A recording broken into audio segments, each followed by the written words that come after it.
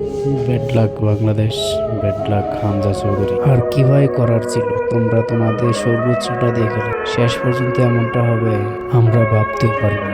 এভাবে হারা যায়, যেখানে ছিল 3-1 গোলে পিছিয়ে, সেই জায়গায় 3-3 সমতায় ফিরল। কিন্তু লাস্ট মিনিটে অ্যাডেড টাইমে এসে গোলটা হজম করতে হবে, এটা আমরা বাঙালি ভক্ত হিসেবে চাই না। সত্যি খুব কষ্টদায়ক, এই দিনটার কথা আমরা আজও ভুলতে পারছি না।